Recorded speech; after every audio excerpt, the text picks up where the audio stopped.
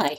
In this demonstration, I'm going to show you how to use the gradient mesh tool. And I'm going to start with this very simple object, an egg, just because it is going to be an easy thing for me to demonstrate this technique on.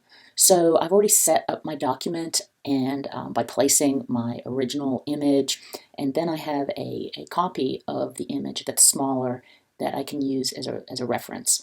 I've opened up my layers to show you that my original image is in a locked layer, and it's also a template image. How you create a template is to double click the layer that your image is on and select template. Now, the thing with this is that by creating a template, you automatically dim your images to 50%. So anytime you come back into this option, the program is going to dim the images to 50%. Because you are going to be using this original image to select colors from, you don't want the colors dimmed. So you have to make sure that you uncheck the dim images box before you get out of the layer options for this template layer. So I'm going to say okay, and I've got that layer locked down so I can't touch it, and I've got my copy of my egg image, my little image up here so I can still see it because I might use that later. And then I've got a blank layer on top of everything where I'm going to create my mesh. So the next thing I need to do is draw a rectangle over my image. And so I'm going to take my rectangle tool and I'm going to make sure that at this point I have no fill. So I have no fill and no stroke. So I'm just going to draw a rectangle over this image, and I'm going to zoom in so you can see what I'm doing. And I'm making sure that this rectangle goes to the farthest edges of the image and snugs up very tightly. So creating this gradient mesh is a tedious process, but the better that you do the original mesh, the better your results will be. Okay, so now that I've got this box, I'm going to create a gradient mesh from that, and I'm going to do that by going to the Object drop-down menu, and I'm going to say Create Gradient Mesh, and I want the smallest gradient mesh that I can, which is a 2 by 2.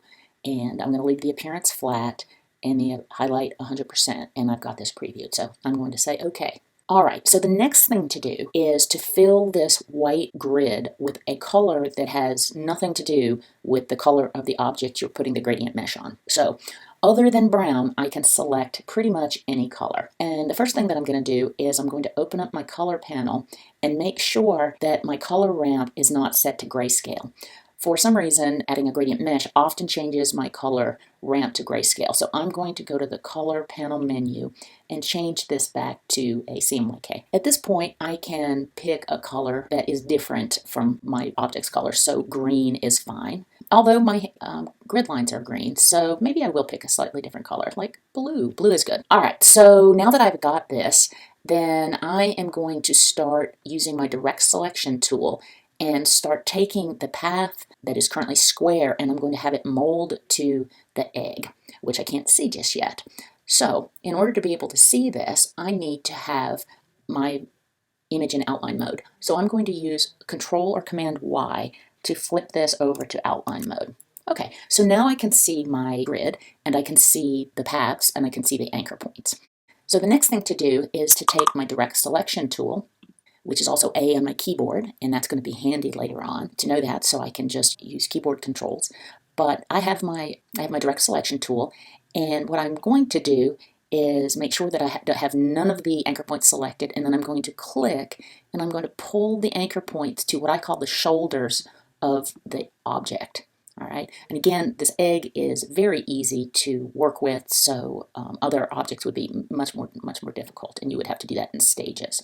So notice that the paths are bending. That's because as I pull these anchor points close, the handles for these Bezier curves are staying how they were for the corners, and they don't have a curve set up yet. But not to worry, because we're going to fix that. All right, so this is the first step. So I get these anchor points adjusted very close to the actual edge of the document. And then I start going around and changing the handles of these anchor points so the path fits the curve of the object. And again, these paths, the closeness of the path to the outline of the object dictates how well your final product will look. So I'm going to be very careful with this.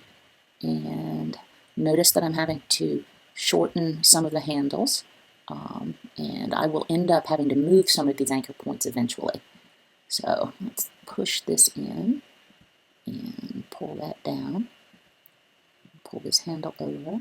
And again, I need to adjust the length of these handles too.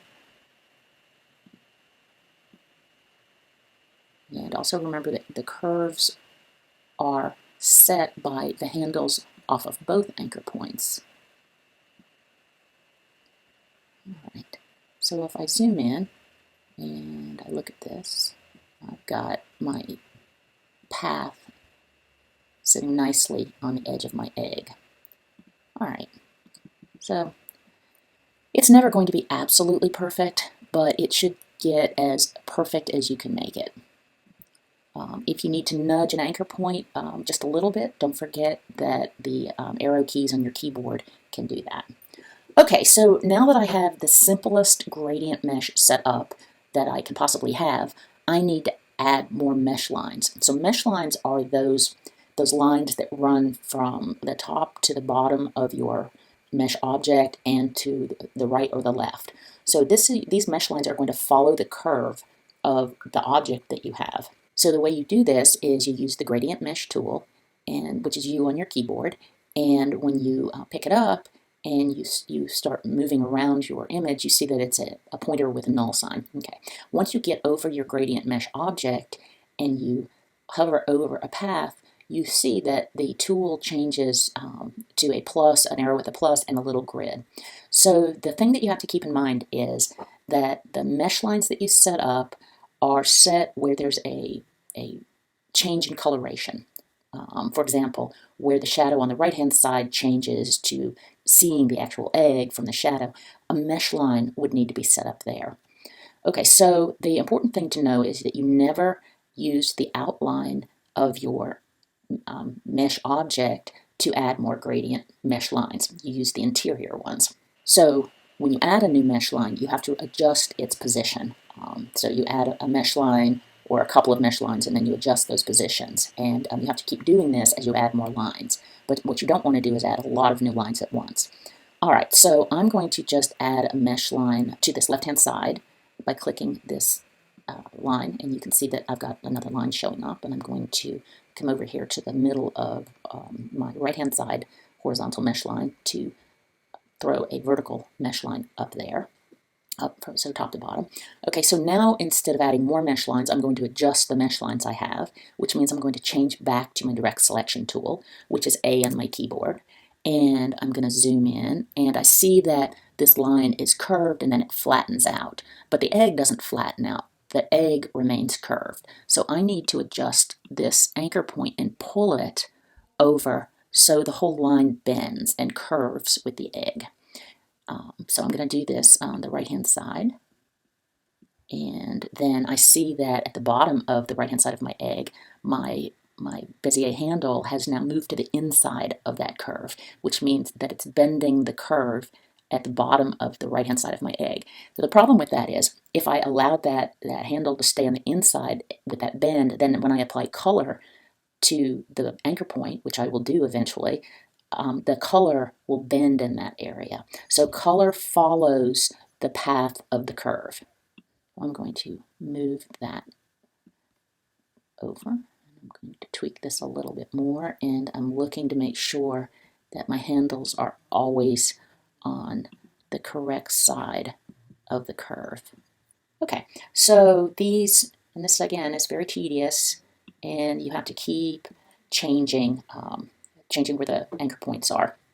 All right, so I'm going to add now an anchor point or a mesh line that goes across the top and the bottom of this egg, and I'm going to do that by going and getting the mesh tool, which again is U on your keyboard. So I'm clicking the U, and this time I'm going to add my mesh lines to my vertical mesh lines, and that will shoot a horizontal mesh line. All right, so I'm going to put this in the middle and see how lumpy that is. I'm going to have to go smooth that out, and then I'm going to add one down here.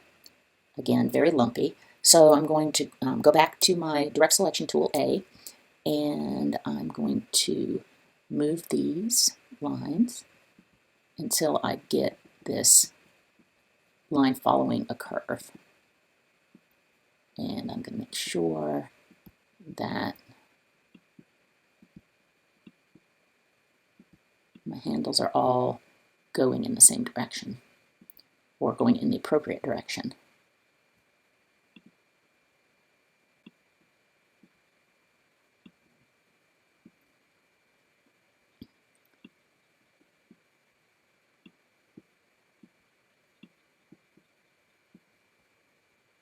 All right. And I'm going to come down and fix the bottom anchor points. You can see how tedious this is. And again, this is where you have to spend a lot of time initially so your final product looks good. And the more complicated the thing that you're applying a gradient mesh to, the more tedious this process is. So for people who don't like tedious tasks, this is not a favorite tool or a favorite technique. All right, so now I have enough mesh lines to at least show you how this works. It's not hugging the bottom quite as nicely as I would like it to. Let's move that up just a smidge.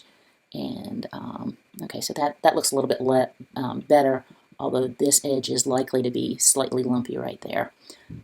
Again, it takes a lot of time to set these up correctly, but this is about as much as I'm going to do for right now. So I have my gradient mesh set, and now it's time to add color to this. And how I do that is to use the direct selection tool, so A on my keyboard, and then I use the eyedropper tool, which is I on my keyboard, and so I select an anchor point. Okay, so I've selected the middle one, and I am now going to assign a color to that, and I'm going to do that by switching to the eyedropper tool. And what I want to do is select a color that's very close to that anchor point, but is not that anchor point. And the reason is that if I selected the anchor point color itself, the color that I'm selecting would be the color of whatever line color I'm using. So I'm going to select right there, and I'm going to change back to A and select an anchor point. Notice that when I select the anchor point, my color chip for fill is blue. And the reason for that is that if I was not working in outline mode, I would be looking at the color that I filled the whole gradient mesh with originally. So I'm going to switch back to non-outline mode just to show you that. So I've got this blue egg, and I changed the color of that first anchor point to a brown that was very close to this. So, so I'm going to switch back to outline view, and I'm going to select another anchor point, and I'm going to use I on my keyboard, and I'm going to keep switching back and forth between A and I until I fill my egg. Okay, so the process is to go around and visit all of the anchor points and fill those in with color, and then add more gradient mesh lines to increase that color gradient across your object. And eventually what you will do is have to go back in and create overlaying pieces like this highlight, because that's not something that you can actually do very well with these gradient mesh lines. Okay, at this point I think I have filled all my mesh lines, and so I'm going to take a look at it, and with a Command or Control Y, and it does look like everything is filled. I see no traces of my blue. I can see the original image underneath this, so I'm going to check and make sure and see what this looks like without seeing my underlying image. And yes, that looks pretty good. If you look closely, you can tell that the actual outline of the egg is not quite as smooth as the original egg is, and but it's very tiny irregularities, and in this case it probably won't be noticed once it's on a background of some type. So the next task would be to go into areas like these highlights that are sort of irregular, and it would be much more difficult to pick up using the gradient mesh tool. So I'm going to lock my current mesh layer, and I'm going to add another layer up above this, and I'm going to really just take my pencil tool and zoom in and do a little filled area, and I'm going to fill that with white, and going to select this and fill it with white. And I'm still in outline mode, so I can't see what I'm doing, so I have to change back to preview mode. And so there's the spot that I made. Obviously, that is way too harsh of a highlight. I need to soften those edges and blend it.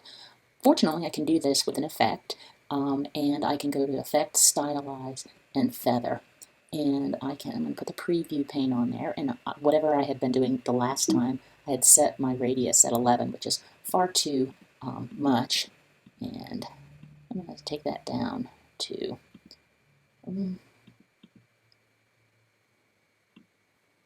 about 6 points, and I'm going to say, how does that look? Let's drag this out just a little bit, and I'm going to blend it a little bit. And again, it's a little harsh, so I'm gonna have to go back and change that. So where do I change that? I don't see my feather anymore, but that is where the appearance panel can help you, because now if I look over on this right hand side under my properties, I do see that I've added a feather effect. And to edit that, I'm just going to click on it and make sure I preview, and I'm going to increase the radius on this. And because I'm increasing the radius on it, what that means is that I'm fading out the edge. So I'm going to make it quite a bit bigger, and I'm just going to fiddle with this until I get a highlight that I really like. Okay, and I may have to layer more than one thing on top of each other just to get the effect that I want. Okay, so I have added several layers of a feathered shape, and I'm going to take a look at that now and see what it looks like. So I'm clicking on Command or Control Y, and I see that that works pretty well. It's a nice highlight. It's not perfect, but it's pretty good. So now what I'm going to do is I'm going to reassess my original gradient mesh to see if I need any more lines drawn. So I'm going to switch back over into Outline View, and I can see that I have a place up here at the top, and I might be able to throw another mesh line over this and get some of this this light information. So I'm just going to give it a try by switching back over to the Gradient Mesh tool, and I'm going to add another mesh line to that. I need to go back to my Layers panel first, and I need to unlock my Gradient Mesh so I can add another line. There we go. And I'm going to see what happens just by switching back to my other view. So I'm going to switch out of Outline View, and that is a little much. So what I'm going to do there is I'm going to adjust these lines, and I'm going to push this color in a little bit and make it a little closer to those anchor points. So that's going to snug this highlight up a little bit. And I'm going to push that color back out a little bit. So see how the color is following these mesh lines.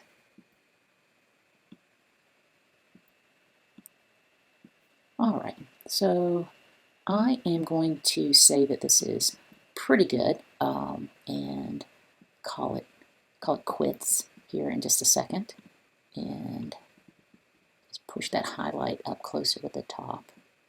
And then I'm going to go back and see how that looks with the Command or Control Y, and drop that. It's a little bright, and so what I can do to soften that is just pick a slightly different color with my eyedropper tool. And I'm just going to come out to where that, instead of using the color that's attached to that anchor point, I'm going to substitute it with a slightly duller version of it. Oops, maybe that's a little too much. And that's too much. And so let's go back and see the Outline View. There we go. I'll just take this color and switch back again. And then I'm going to fix that little bobble because that was a little flat in that area, and drop it. And now I have what I'm going to consider to be my finished egg. I would need to create a shadow for this and a table for this to sit on, but it's not a bad egg. And I'm comparing it to the egg that I have up in my original, and I could make the highlight a little bit brighter, maybe a little bit bigger, and I can see that I have other places that I could work on, but that is where I'm going to call it quits. All right, that's a demonstration of how to use the gradient mesh tool.